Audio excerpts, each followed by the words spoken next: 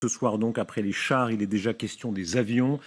Et le débat, c'est toujours plus vif entre ceux qui souhaitent un engagement enfin massif de l'Occident et ceux qui craignent le saut dans l'inconnu. Comment la Russie peut-elle réagir, veut-elle réagir? Avec nous en direct, Piotr Tolstoï est le vice-président de la Douma, responsable du parti présidentiel pour Moscou. Piotr Tolstoï, bonsoir. Bonsoir, bonsoir. La donne a changé en quelques heures, en quelques jours. Grand événement de la semaine, évidemment, c'est ce qu'on vient de voir, des chars allemands, le choix historique d'autoriser les chars Léopard contre vous. Qu'est-ce que ça change, d'après vous, dans la dimension du conflit? Vous savez, n'importe quel armement, les chars allemands, les chars français, les chars polonais, de toutes les façons, seront brûlés sur le territoire de l'Ukraine par l'armée russe. Qu'est-ce que ça change? Ça prolonge la guerre, ça apporte plus de morts. De toutes les façons, la guerre, la Russie va gagner, même avec les chars ou sans les chars allemands, les Ukrainiens vont perdre. Donc, pour moi, c'est une claire signe de la participation de l'Europe dans cette guerre. On disait au début que l'OTAN ne va pas participer, non, pas question des chars. Là, on fournit les chars et la prochaine demande qui est déjà prononcée à Kiev, c'est les avions et après les missiles. Donc, ça nous pousse à changer un peu la situation aussi. Est-ce que vous ne fanfaronnez pas un peu? Si c'était si simple pour vous, vous maîtriseriez la situation. Or, on va vers une année de guerre et on voit que vous n'avez pas réussi à changer de pouvoir à Kiev, mais même pas réussi à tenir les territoires que vous avez annexés de façon illégale du point de vue de l'occidental. Est-ce que ça montre quand même pas une difficulté de fait? Vous savez, la guerre, c'est toujours difficile, mais il faut souligner que la Russie je me permets une parenthèse, vous avez dit la guerre. Vous avez dit la guerre, vous menez une guerre. Bon, allez, je réponds à votre question. Donc la Russie mène cette opération spéciale militaire. Ne jouez pas avec militaire. le mot, vous savez très bien le sens de la question. La question, c'était est-ce que vous maîtrisez bien cette guerre? Je vous réponds que la Russie mène cette guerre pas de même façon que, par exemple, les Américains en Irak. Nous, on a une possibilité de brûler les dizaines de kilomètres avant du front. Mais on ne le fait pas parce qu'on ne vise pas les civils, les Ukrainiens qui sont pour rien dans cette guerre. Malheureusement, c'est que l'armée ukrainienne, avec le matériel occidental, avec les conseillers et mercenaires venant des États-Unis, de la Canada et de Pologne, qui sont visés par notre armée. Donc si on voulait agir comme par exemple, comme je vous ai dit, américains en Irak, on a déjà brûlé Kiev, on a déjà brûlé Odessa, etc. Mais on ne le fait pas parce que c'est notre pays, c'est notre peuple et c'est notre terre. Donc on ne va pas brûler l'Ukraine. Pardon, les faits, les images, les faits vous démentent en très grande partie. C'est vrai qu'à Kiev, vous auriez pu frapper davantage, ça, tout le monde peut en convenir, mais Mariupol, ce qui s'est passé à Dnipro, Mariupol, l'image parle d'elle-même. Il n'y a même pas besoin de grande analyse. Nos envoyés spéciaux l'ont montré aussi, mais le fait de détruire à ce point-là une ville, oui, c'est frapper massivement des civils. Non. Les civils de Mariupol, ils sont partis, une partie des civils sont partis déjà en Russie, une partie en Pologne. Ce n'est pas et ce les civils qui restaient à Mariupol, il était otage des forces ukrainiennes qui se cachaient derrière les bâtiments. Ils cachent les chars, ils cachent leur artillerie à l'intérieur des villes.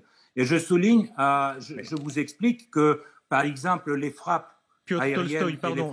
Si on fait les choses les unes après les autres, je me permets de vous interrompre parce que c'est important, on voit les images en même temps. Qu'il y ait des contre-feux ukrainiens dans certains immeubles, ça se fait dans toutes les guerres. Mais vous savez très bien que ce n'est pas dans chaque immeuble de cette ville de Mariupol. Mais bien sûr, les Ukrainiens étaient dans chaque immeuble. La résistance de bataillons Azov, de bataillons pro-nazis qu'en Europe, on juge toujours très progressifs. Donc ce bataillon qui a été liquidé à Mariupol, il tenait chaque maison. Mais donc si on passe d'une chose à l'autre, je tiens à vous rappeler quand même que Mariupol, déjà, une partie de Mariupol est reconstruite et que ça serait reconstruit bientôt, toute la ville. et comme d'autres villes d'ailleurs qui ont été détruites lors de cette guerre. Mais plus vous donnez d'armement aux Ukrainiens, plus on aura des villes dévastées comme vous montrez là sur les images. Parlons-en, parce que du point de vue ukrainien, évidemment, c'est la défense de leur sol. Allons les points les uns après les autres. D'abord, les Leclerc. Si la France livre des Leclerc, est-ce que ça changera le statut de la France à vos yeux? On va brûler les Leclerc, d'abord. Et deuxièmement, ça serait encore en pas. La France, encore une fois, va traverser une ligne rouge que les politiciens français, notamment le président Macron, a souligné qu'il ne veut pas participer dans cette guerre. Alors, vous allez participer dans cette guerre. Pour nous, bien sûr que ça change. On m'avait demandé si la France est un pays ennemi. Mais bien sûr, pour moi, c'est difficile de dire ça, mais c'est vrai, depuis 9 ans, vous menez une guerre économique et là, vous participez dans l'approvisionnement militaire de l'Ukraine. Bien sûr que vous êtes des ennemis. Est-ce que cependant vous faites une différence? On rappelait tout à l'heure une différence de regard dans les yeux des Ukrainiens. Monsieur Macron n'est pas citoyen d'honneur d'Odessa comme Monsieur Johnson. Monsieur Macron n'a pas eu l'honneur de la première visite de Monsieur Zelensky à l'étranger comme ça a été le cas de Joe Biden. La France a eu des positions différentes. Est-ce que pour vous, cela représente quelque chose ou vous la mettez exactement dans le même lot que les autres Occidentaux? Écoutez, pour l'instant, nous sommes quand l'opération militaire va se terminer, on va regarder bien qui a fait quoi et qui a visité qui en quel moment. Pour l'instant, notre but, c'est démilitarisation totale de l'Ukraine, dénazification totale de l'Ukraine. Et bien sûr, la décommunisation, parce qu'on va les priver de leur infrastructure construite à l'époque soviétique, les stations électriques, etc. Donc, pour l'instant, le but, c'est ça. Et à partir, par exemple, si l'armée russe sort à la frontière polonaise, à ce moment-là, on va voir avec qui, des leaders européens, on peut avoir un dialogue. Bien sûr, avec ceux qui déclarent qu'ils mènent la guerre avec la Russie, comme Madame Baerbock, ou qui disent, comme Monsieur Scholz, que jamais les chars, après ils livrent les chars, et maintenant jamais l'avion, mais ils vont livrer des avions. Mais bien sûr, si vous voulez, c'est une mauvaise position pour être intermédiaire. Monsieur Tolstoï, vous l'avez cité, quelle est votre réponse exacte à Madame Baerbock? Elle est la première économie de l'Europe. Elle a fait ce saut, d'ailleurs, elle l'avait annoncé ici même sur LCI, disant « Oui, nous ne nous opposerons pas aux livraisons de chars ». Ce soir, elle dit qu'elle est en guerre contre vous. Mais écoutez, moi je n'ai pas des réponses à Madame Baerbock parce que je connais bien la salle du Conseil de l'Europe. J'ai travaillé là-bas. Donc, il y a peut-être la magie de cette salle qui pousse les Allemands à dire un peu plus qu'à l'intérieur du Bundestag, qui sont un peu plus sages à la maison. Mais je peux vous dire que déjà, on a l'expérience d'avoir les négociations avec les Français et les Allemands. On a l'expérience de Minsk.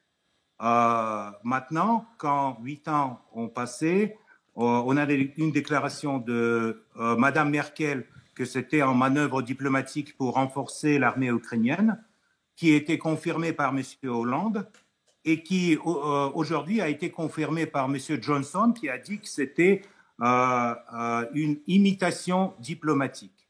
Donc, quand vous me posez la question avec qui, comment vous traitez ça et ça, donc on a compris qu'on ne peut pas croire à un mot d'un politicien européen, malheureusement, et on va attendre que les autres arrivent. Les autres vont arriver, bien sûr. Vous parliez tout à l'heure de vos buts de guerre. Il faut dire les choses. En Occident, beaucoup ne comprennent même pas ce que sont vos buts de guerre. Vous dites dénazifier, mais vous savez bien que pour nous, ça n'a aucun sens. Le président Zelensky est juif, qu'il y ait eu dans son armée des éléments d'extrême droite. Nous l'avons dit sur ces plateaux, mais c'est très minoritaire. Évidemment, l'Ukraine n'est pas un pays nazi, n'importe qui de sensé le voit bien. Quels sont vos buts de guerre? Est-ce que vous voulez prendre Kiev? Est-ce que vous voulez seulement le Donbass? Qu'est-ce que vous voulez exactement? Mais peut-être ça fait exprès que vous ne comprenez pas notre plan. Peut-être c'est ça l'idée. Quel est-il alors votre plan? de un peu mettre en vague les plans russes pour que à n'importe quel moment, quand la guerre s'arrête, on pourrait dire qu'on a gagné. Bien sûr, notre but, c'est contrôler tout le territoire ukrainien, parce qu'aujourd'hui, avec le pouvoir qu'il existe là-bas, même malgré que M. Zelensky est juif, il a réussi d'interdire la langue russe, d'interdire toute l'histoire ukrainienne, d'interdire aux Russes, aux 20 millions des Russes en Ukraine, de parler leur langue et d'avoir l'éducation de leurs enfants à leur langue. Donc, c'est pas du tout des valeurs européennes, si j'ose dire, hein, Monsieur Tolstoï, qui seront vous savez bien installées. que ce que vous dites est contesté par les Ukrainiens et nos reporters sur place en très large partie, mais on va pas refaire tout ce débat ici. Ça veut dire que Kiev, pour vous, est toujours un objectif. Vous pouvez tenter à nouveau de prendre Kiev? Mais comme Lvov, comme Odessa, comme Dniepr, comme Poltava, comme d'autres villes de l'Ukraine. Malgré l'échec retentissant que vous avez eu le 24 février. On n'a pas eu un échec. Ça y ressemble quand même, pardon. 11 mois pour arriver au stade où vous êtes, où vous allez me reculer un peu. Qu'est-ce que c'est sinon un échec? Non, on va avancer, vous allez voir. Donc, perdre le contrôle du Kherson, c'est pour une guerre de telle ampleur, c'est pas si grave que ça. Mais en fait, maintenant, on va prendre Bakhmout, on va prendre Ougledar, si vous voulez les noms géographiques. Je crois qu'aux téléspectateurs français, ça dit rien, mais l'armée russe avance petit à petit.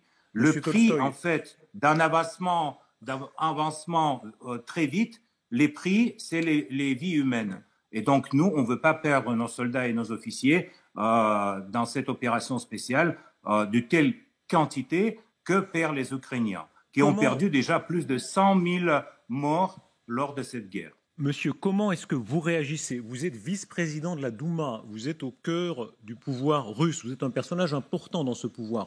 Il y a un effet boomerang chez vous. Le pont de Kerch touché, bombardement en Crimée, des objectifs touchés jusqu'au cœur de votre territoire, à Ryazan, à Engels. Vous en êtes même à protéger la situation autour de Moscou. Est-ce que le boomerang n'est pas en train de vous revenir dans la figure? Écoutez, tous ces bombardements dont vous avez parlé, c'est les bombardements qui ont été faits avec l'armement occidental, avec les stations HIMARS américaines. Et donc là, vous allez fournir encore plus des missiles aux Ukrainiens. Donc pour nous, ça représente un danger, mais de toutes les façons, ça nous pousse d'aller plus loin. C'est simple.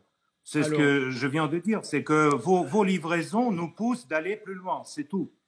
Monsieur Tolstoï, est-ce que l'autre camp ne risque pas d'aller plus loin? Écoutez le Premier ministre polonais, Monsieur Morawiecki. Il était l'invité de LCI, entretien fait il y a 2 jours. Nous diffusons un nouvel extrait inédit.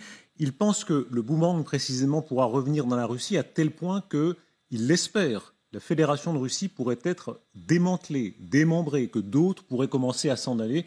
Et il donne l'exemple de la Tchétchénie. Écoutez-le avec nous, vous pourrez réagir.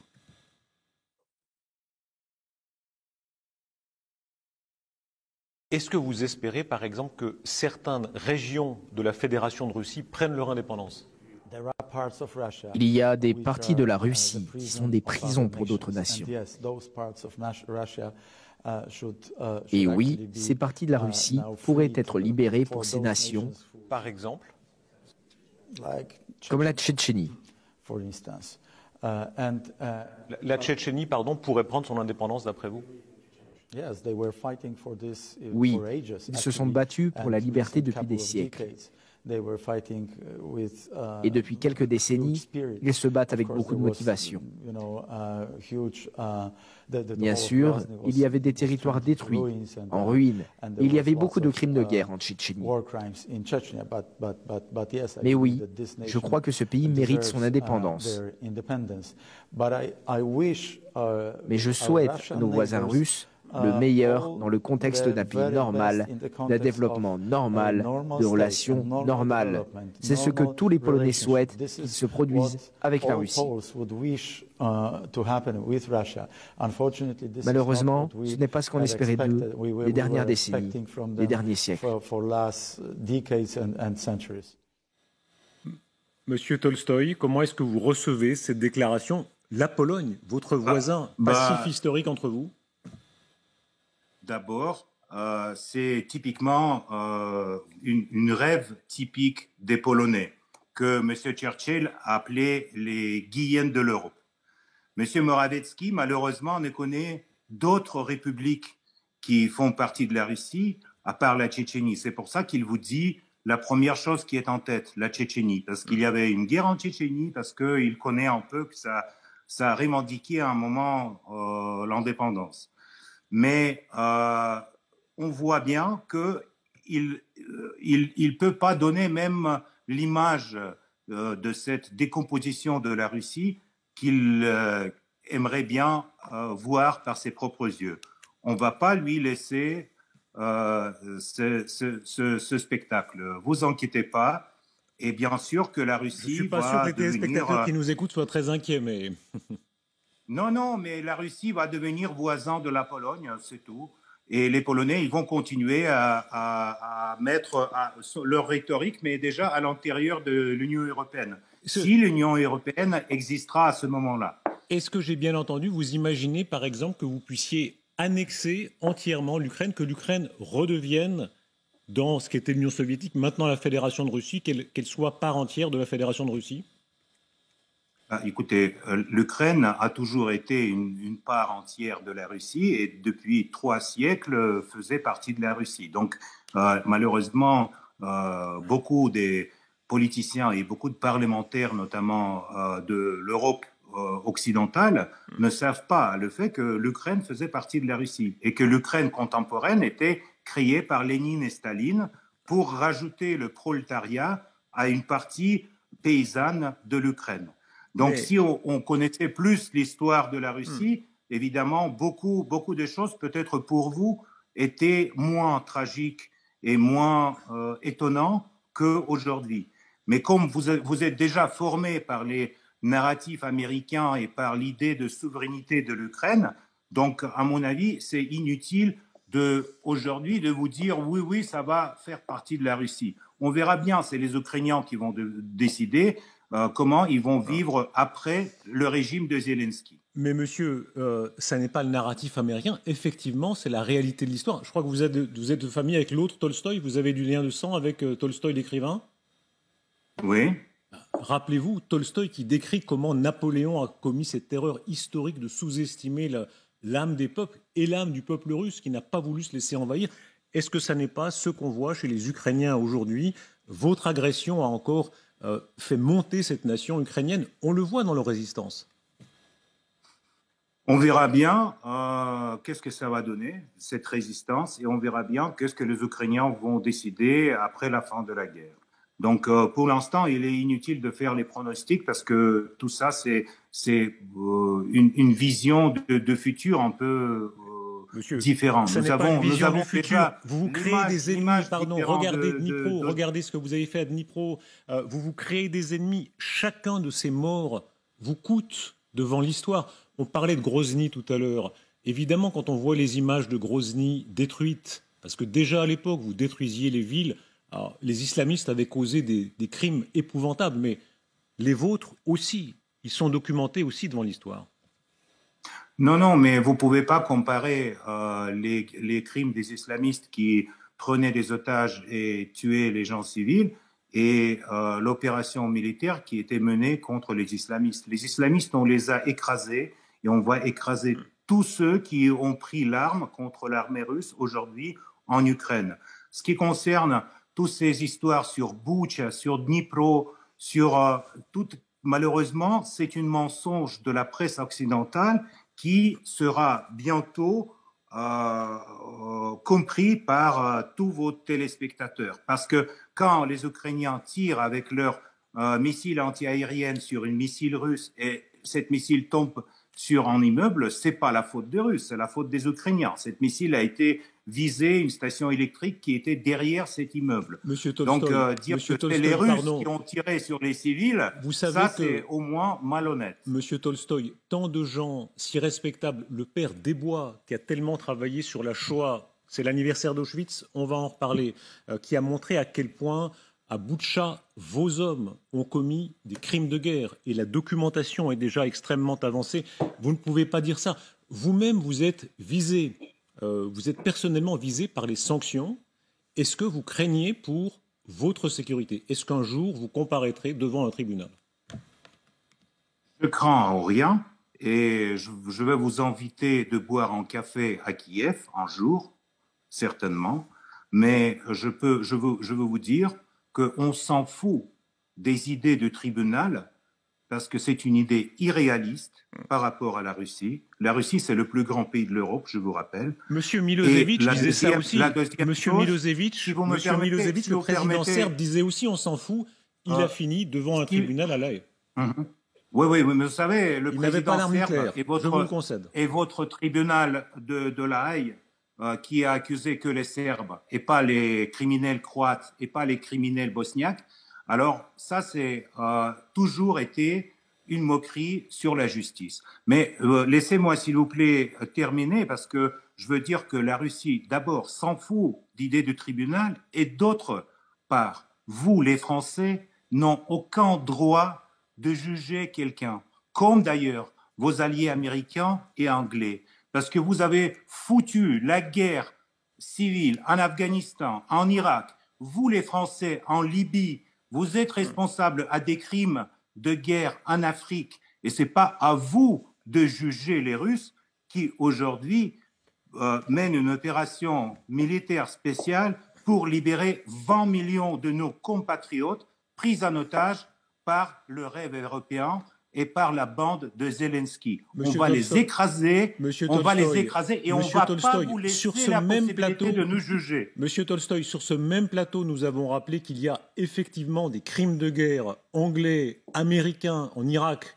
dont certains n'ont pas été jugés. C'est un fait. Cela n'enlève absolument rien aux crimes de guerre que vous commettez et que vous continuez de commettre. Non, on ne commet pas les crimes de guerre parce que par rapport à ce que vous avez fait dans le monde, tout ce qui se passe en Ukraine, c'est un petit conflit. Donc, mais Tolstoï, surtout chaque personne de bon sens jugera ce que vous entendez. Vous avez le droit de nous juger. Le regard de l'histoire, s'il vous plaît, ça. Le regard de l'histoire, la Russie n'était pas invitée aux commémorations de la libération d'Auschwitz aujourd'hui. Quelles leçons vous en tirez? Comment est-ce que vous réagissez? Ça, c'est encore un exemple d'hypocrisie occidentale et européenne de ne pas inviter ceux qui ont libéré Auschwitz. Et au lieu de Russes, qui on a invité? On a invité les représentants de LGBT. Génial. À mon avis, ça en signe d'une dégradation politique, morale et dégradation historique de l'Europe. Parce que c'est l'armée russe qui a libéré Auschwitz. Mais bientôt, on va faire tout possible pour que les Européens oublient ça. Parce qu'en accusant aujourd'hui l'armée russe à des crimes de guerre sur le territoire ukrainien, vous êtes en train de faire oublier le fait que c'est l'armée russe qui a libéré l'Europe. Mais pardon, monsieur Tolstoï, on va revenir à ça. A gagné la Deuxième Guerre. On va revenir au rôle. Les Anglais et les Américains, ils ont tous ensemble perdu en une dizaine partie des soldats, contrairement à l'armée russe. Monsieur Tolstoï, on va revenir au rôle des Soviétiques. Les rôles de Soviétiques, on va y revenir. Et il est tout à fait réel dans la guerre, mais juste pour bien préciser les choses, vous parlez des LGTB. Est-ce que vous niez le fait que beaucoup d'homosexuels ont été assassinés par les nazis à Auschwitz et les associations LGTB ont tout autant le droit que les autres d'être présents à Auschwitz? Mais je ne comprends pas pourquoi il faut remplacer les Russes qui ont libéré Auschwitz par l'association LGBT. Alors, c'est ça la question. Ils ne sont pas remplacés. Il peut très bien y avoir les LGBT ils sont remplacés, et les Russes. Mais bien sûr qu'ils sont remplacés. Quoi qu'il en soit, mais bien sûr sur qu'ils les sont Russes, remplacés. Monsieur, tous les historiens sérieux rappellent, comme vous le faites, que oui, c'est une patrouille soviétique. Ce sont les Soviétiques qui ont libéré Auschwitz. Est-ce que vous acceptez de rappeler en même temps que ce régime, très grand courage des soviétiques dans la guerre, et il faut le reconnaître et le rappeler toujours, ce même régime était un régime assassin qui avait ses propres camps, les camps de Staline, et qu'il y a aussi une culpabilité historique de l'Union soviétique, qui était d'ailleurs dans le pacte germano-soviétique de 1939 à 1941. Est-ce que vous reconnaissez ces deux aspects-là, c'est-à-dire le très grand courage des soviétiques, mais aussi le crime de Staline d'avoir été allié de Hitler et d'avoir eu les camps? Oui, bien sûr, on va le reconnaître, mais juste après que vous reconnaissiez que les Français ont tenu 40 jours contre les Allemands, et dans 40 jours, il était à Paris, tandis que l'Union soviétique, pendant 4 ans, les a complètement écrasés. Et après que vous reconnaissez tous les crimes de gouvernement Vichy, etc. Donc, n'importe quel pays a des circonstances historiques qui peut-être peuvent être voir d'un angle ou d'un autre, mais ce qui compte, c'est le résultat. Et le résultat, c'était la libération de l'Europe, et notamment, c'est la participation de l'Union soviétique dans cette guerre, et le fait que l'Union soviétique a gagné cette guerre a fait que la France, aujourd'hui, ne parle pas allemand. Monsieur Tolstoï, on vient de voir l'image tout à l'heure, Staline qui serre la main de Ribbentrop, pendant que vous étiez l'allié de l'Allemagne nazie, Auschwitz tournait à plein régime. Vous étiez à cette époque-là, ça c'est une réalité aussi, et nos reporters disent bien que souvent ça n'est pas enseigné dans les écoles aujourd'hui aux jeunes Russes. Est-ce que c'est une faute? Mais à mon avis, vous étiez également les amis des Allemands lors du pacte de Munich. Quand vous avez participé dans le partage de la Tchéquie. Et donc, n'oubliez pas que dans cette histoire, avant la Deuxième Guerre en Europe, tous les gouvernements qui essayaient repousser la guerre, notamment le gouvernement soviétique, mais le gouvernement français et le gouvernement anglais aussi. Donc, si vous voulez donner des leçons d'histoire, il faut être plus prudent et plus objectif. Et tous ces moments font partie des livres, des bouquins historiques ici en Russie. On les enseigne à l'école. Monsieur Tolstoï, il y a un rôle très particulier dans cette guerre que vous rappelez, c'est celui des anglo-saxons, Churchill.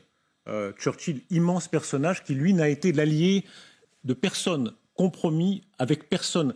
On le voit dans cette guerre d'Ukraine, les Ukrainiens, en pensant à leur libération, font sans arrêt référence à Churchill. Lui n'a eu ni Laval, ni Pétain, ni Staline serrant la main de Ribbentrop. Est-ce que cette forme de supériorité morale des anglo-saxons, ils ont été impérialistes à leur façon, mais de son point de vue, ils ont été impeccables. Est-ce que vous le reconnaissez? Non, pas du tout. Non, parce que j'aime pas les anglo-saxons parce qu'ils ont commis énormément de crimes ces dernières décennies. J'ai été le témoin de Colin Powell qui nous montrait l'arme chimique de Saddam Hussein et l'autre chose. Donc malheureusement, c'est des gens sans morale et qui n'ont rien à voir avec la génération de Churchill. Donc Churchill, on peut avoir un respect de lui, mais je vous rappelle que tous les grands événements en Europe terminent par Yalta. Et donc aujourd'hui, on n'a pas des leaders européens qui peuvent participer à une nouvelle Yalta. On voit par contre les clowns qui appellent à gagner sur le terrain la guerre contre la Russie et qui déclarent qu'ils sont en guerre contre la Russie. Donc nous, on a le temps devant nous, on va gagner cette guerre et on va attendre que ces clowns partent et on va voir si on peut organiser une nouvelle Yalta, si jamais vous trouvez les personnages comme Churchill dans le politicum existant aujourd'hui dans des pays européens. Monsieur Tolstoï, effectivement, nous sommes en 2023 et puis en 1945. Pourquoi tous ces morts? Si demain, vous avez face à vous une mer de soldats russes, il y a des dizaines de morts russes dans cette guerre. Combien est-ce que vous le savez vous-même? Vous savez, je suis un député et je parle toujours avec les gens qui ont perdu leurs parents durant l'opération spéciale. Je parle avec leurs mères, je parle avec leurs femmes, avec leurs enfants. Et c'est vrai que c'est difficile. Mais je peux vous dire que tous ces gens-là, toutes ces femmes, pendant l'hiver, les nuits, passent à coudre les chaussettes pour les soldats russes et les envoie au front. Et aujourd'hui, un businessman de Moscou a envoyé tous ces bagnoles au front pour aider à nos soldats. Monsieur Tolstoy, pardon, je me permets de souligner qu'il y a cela sans doute, il y a aussi des maires de soldats qui manifestent. On a vu les maires au Daghestan qui manifestaient contre votre guerre. Il y a aussi des maires qui dénoncent le fait que vous tuiez leur enfant dans cette guerre, disent-elles, inutile. Vous avez les preuves, vous pouvez me montrer. Nous les avons montrées, bien sûr. Les maires du Daghestan qui manifestaient, on les a montrés dans la même lucarne où vous êtes. Oui, mais ça a été il y a 6 mois. Donc, je peux vous dire que depuis, les choses ont changé. Je ne pense pas que leur deuil soit passé depuis 6 mois. La solidarité, le soutien de l'opération militaire spéciale aujourd'hui dans la société russe, vraiment, c'est à 80%. Piotr Tolstoï, est-ce que ça n'est pas une erreur historique ? Tous les États sont impériaux, les démocraties aussi ont des visées impériales, la Chine aussi a des visées impériales, mais quand on voit l'intelligence de la Chine, elle pousse son empire d'une autre manière, par des moyens économiques, par des moyens commerciaux. Elle n'est pas plus démocratique que vous, mais pour l'instant en tout cas, elle n'envahit pas ses voisins, elle ne viole pas le droit international des frontières. Est-ce que ça n'est pas un stade de sophistication supérieure à cette guerre tellement barbare ? D'abord, toutes les guerres, c'est la barbarie. Ah oui, ça. Deuxièmement, vous n'avez aucun droit de juger un pays démocratique ou un pays pas démocratique parce que vous vivez aussi dans un pays qui n'est pas du tout démocratique et qui s'en fout de ses propres citoyens. Pardon, il y a peu de Français ou d'Anglais qui vont vivre en Russie. Franchement, vous connaissez beaucoup de Français ou d'Anglais qui courent pour aller vivre en Russie. Oui. C'est comme à la chute du mur de Berlin. Vous connaissez la blague. Il y a peu de gens qui passaient dans un sens. Ils allaient dans l'autre. Notamment les gens qui déménagent de France, d'origine russe, qui vivaient en France et qui aujourd'hui vivent en Russie. Et les Anglais qui aujourd'hui s'occupent de l'agriculture en Russie, il y en a beaucoup. Monsieur Tolstoï, pardon, des centaines de milliers de Russes qui ont quitté, ils ont voté avec leurs pieds, comme on disait à la chute du mur, ils ont quitté votre pays. Donc vous ne pouvez pas dire que ça va dans un sens et dans l'autre. Non, ils quittent votre pays. Monsieur Rogemont, d'où on est interrompu. Attendez. Vous avez ça dans la tête? Vous avez lu ça dans le journal ou quoi? Ils sont d'où? Ou peut-être c'est en analyse dans l'état-major norvégien. Je ne comprends pas pourquoi vous dites qu'il y a des centaines de milliers de Russes qui ont quitté la Russie. Oui, peut-être il y a 100 000 des jeunes qui ont eu peur. Qui appartient à la génération, malheureusement, génération qui a été formée sous l'idée de consommation occidentale. Mais les autres jeunes, aujourd'hui, ils sont sur le front. Et ils sont dignes de ces grands-pères qui ont libéré l'Europe.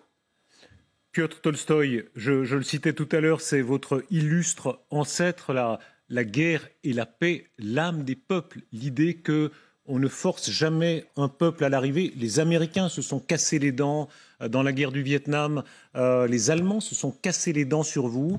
Est-ce que vous n'êtes pas en train de vous casser les dents de la même manière sur l'Ukraine? Que vous les aimiez ou non, ils ont cette force de résistance qui en impose. Écoutez, les Américains, ils ont cassé les dents récemment en Afghanistan et on a vu les Afghans qui couraient derrière les avions. Donc j'en suis sûr et certain que Zelensky et toute sa bande va courir derrière le dernier train vers la Varsovie. Et donc vous pouvez transmettre cette idée au Premier ministre polonais qui rêve de décomposition de la Russie pour qu'il prépare déjà les hôtels pour ses copains qui aujourd'hui sont à Kiev. Vous inquiétez pas, nous avons les dents. Et ces dents-là, ils sont pour les décennies et ils sont les mêmes. Une fois, on a chassé l'agression européenne jusqu'à Paris en 1812 et l'autre fois, en 1945, on a cassé les dents à Hitler. Cette fois-ci, ça serait la même chose. Les Russes, ils commencent lentement, mais après, une fois ils ont commencé, vous ne pouvez pas les arrêter. Et là, on arrive à un moment de cette guerre quand peut-être le rôle de l'Occident, c'était d'organiser les négociations, de pousser les Ukrainiens à avoir cherché la paix, etc. Mais vous faites le contraire. Et ça, c'est une grosse faute à mon avis. Parce que vous allez voir qu'est-ce que ça va donner. L'avenir le dira. Un dernier mot très, très factuel, la mobilisation. Vous avez fait une première guerre, opération spéciale selon le mot, puisque vous refusez à prononcer le mot de guerre, puis une mobilisation plus grande. Est-ce que vous allez remobiliser dans une plus grande ampleur, là, ces prochains temps? Je peux vous dire que c'est une guerre qui ne va pas se terminer dans quelques mois. Et nous, on va faire tout nécessaire pour avoir assez des forces, assez des soldats, assez des missiles, etc. Donc, on connaît bien des légendes distribuées par la presse occidentale et par les gens qui, malheureusement, mentent à leurs téléspectateurs et leurs écouteurs, que la Russie a déjà... il n'a pas des missiles, que tout est terminé, que la Russie a perdu les territoires, que la Russie a perdu la guerre. On n'a pas encore commencé. On n'a pas encore commencé. La vérité du terrain le dira, effectivement. Merci beaucoup d'avoir été notre invité. Merci à vous. Merci Nous revenons.